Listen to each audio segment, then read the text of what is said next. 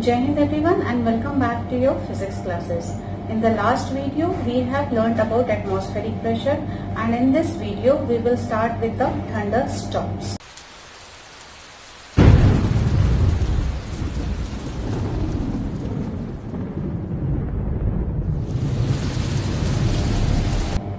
Thunderstorms, as the name prefers, it consists of thunder also and storm also. This is a common scene during your rainy seasons. Thunderstorms are marked by so many things, like you must have seen there are huge round circulation of wind during these storms. You will also see heavy rainfall pouring down the earth. You will also see lightning and lots of thunder sounds coming up in the thunderstorm. So there are basically three key features of a thunderstorm: that you will hear thunder sound, you will see lightning, you will see a huge amount of rain along with high speed winds. So we will learn about all these things which is occurring during thunderstorm and what are the reasons behind it. So starting with the high speed wind and the heavy rain which occurs during thunderstorm. Whenever we see the thunderstorm actually occur just after the summer season and mainly in the sea beaches. This happens so because during summers the earth crust gets heated up to a larger extent. So the air above the earth crust is also heated up, and we know the warm air is lighter, the hot air is lighter, and it always rises up. So the air which is above the earth crust, it tries to move up, and so the air above the oceans also. So when they move up, they carry moisture along with them, and that actually condenses at the top of the atmosphere to form clouds. When the heating up of earth crust is very high, this process takes place very fast, and the amount of moisture carried along with the air is also in a huge quantity. So the clouds which are formed at the upper part of the atmosphere is of larger size, and heavy clouds are being formed. Now what happens, this warm air which is rising up, this is known as updraft. This is rising up, but at the top of the atmosphere, in that atmosphere where the clouds are being formed, there the temperature is cooler, and the air present at that particular portion is cooler and heavier. And as we know, the cooler air is heavier and it always tries to sink down. So now what happens, the warm air is rising up as updraft and the cooler air is settling down as downdraft. Now when this cooler air and the warmer air, they combine together, there is exchange of energy and huge circulation of wind starts blowing. So we can see that during thunderstorm, when it starts, a huge amount of wind is blowing around us, and we can see the dry leaves, the dust particles, they all start moving in circular manner. This is because the updraft and the downdraft air, they mix together, causing this circulation. And this updraft, when it is coming down, it also brings the heavy rain with it. So we have both the high speed wind as well as the huge amount of rain pouring down. During thunderstorm, the warm air from the land and the sea starts rising up, carrying a lot of moisture with them. This forms clouds. Now these clouds have cold and dry air up in the sky, whereas warm moist air is present down at the earth crust. Now since warm air tries to move up, whereas the cold air tries to sink down, both of them mix together to form an unstable air lift, and rising of this moist air actually leads to formation of heavy clouds. These clouds may be around 10 miles long, which carry huge amount of moisture with them. So the warm air keeps on rising up and the cool air keeps on coming down. Warm air results in updraft, whereas cool air results in downdraft. This circulation is the most dangerous part, where the area having this thunderstorm can be under lots of destruction. Gradually the updraft gets reduced, whereas downdraft carries all the moisture from the clouds to the ground, and eventually the thunderstorm stops and a clear sky is seen. This thunderstorm can be predicted by different satellites around the world, and they predict according to the weather conditions. They give the reports, the weather reports, so that people can live a safer life whenever there are chances of strong thunderstorms coming into that particular area.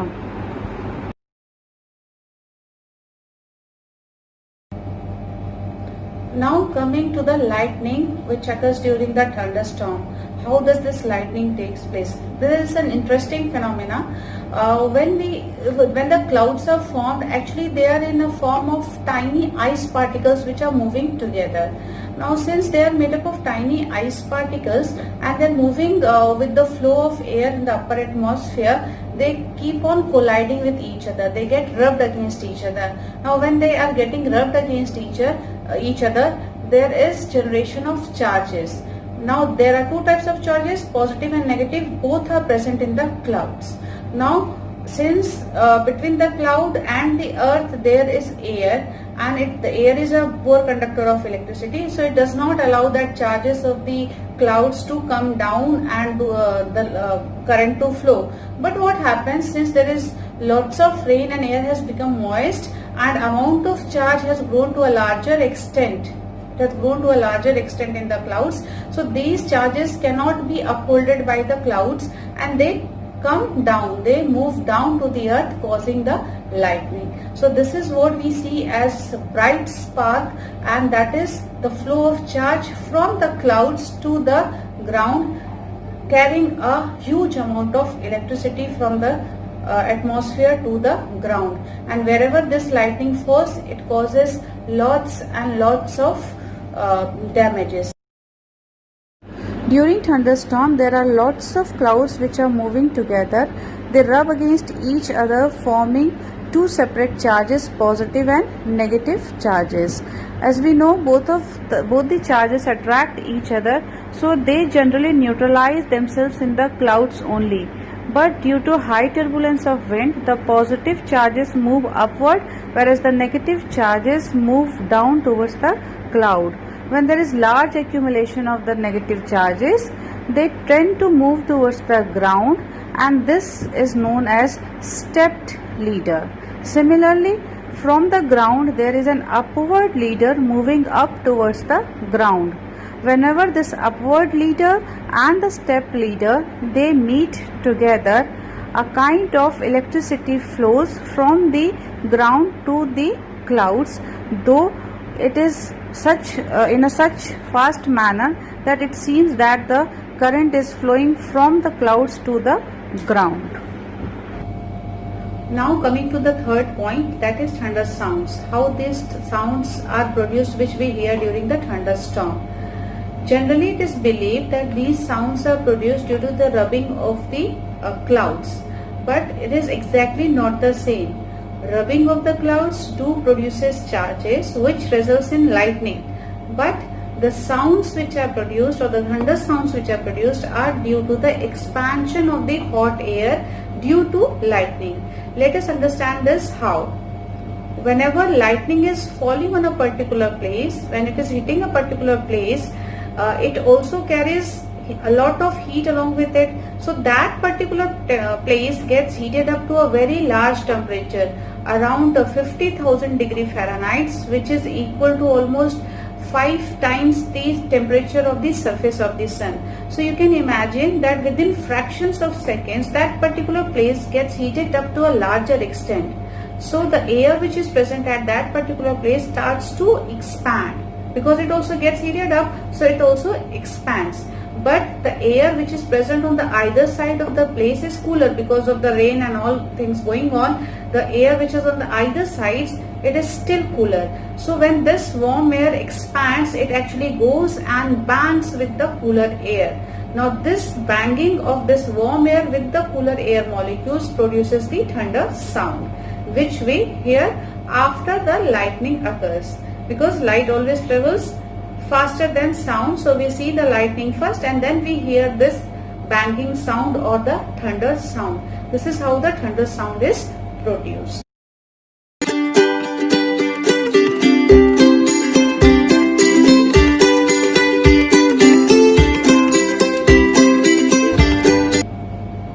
Now, as we have covered all the topics that how the winds are circulating, winds are produced with so much of rain, then how the lightning is occurring due to charges which are present in the cloud, and how the thunder sounds are being produced due to the expansion of warm air.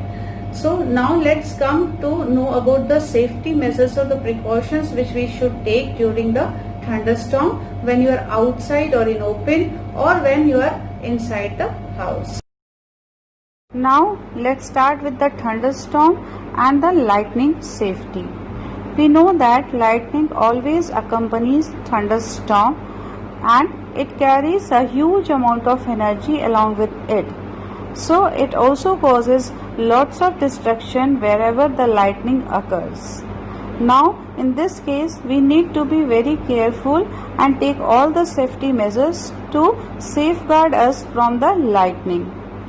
Hence, if you are moving in open, then you should avoid bikes, open tractors or open cars. Instead, take shelter under any home. That is a safer place. Similarly, if you have heard the thunder, do not come out. Take 20 minutes gap and then come out of your house. Again, if you are traveling in a bus or in a car, then it is a safer place if you shut down all the windows and doors and be inside. You should not take shelter under taller trees, and neither should you be at elevated places. If you are moving out, do not carry umbrella as it contains a metallic top and a metallic handle. Since it is a good conductor, so lightning can strike it and you will be harmed because of lightning. You should not also take shelter under poles or metallic sheds.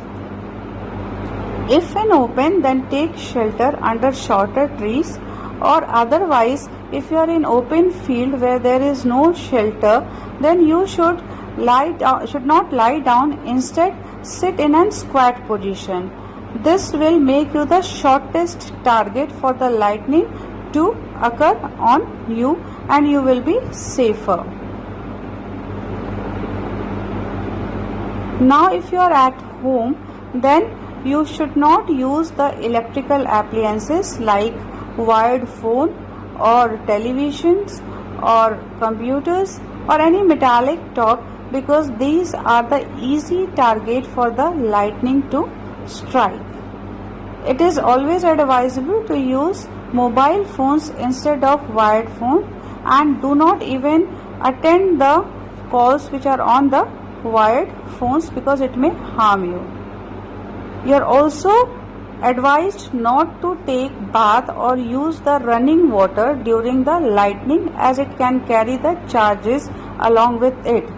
Unplug all the electrical appliances such as computers, televisions, etc.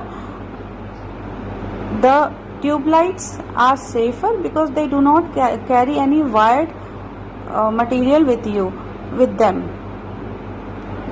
Another important thing is lightning conductor, which is being installed on every house these days, and they actually transfer all the charges from the clouds to the ground, making the building safer.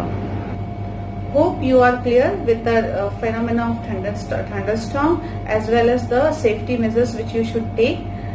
In the next video, we will start with the next topic, that is cyclone. Till then, stay at home and take care of yourself. Thank you.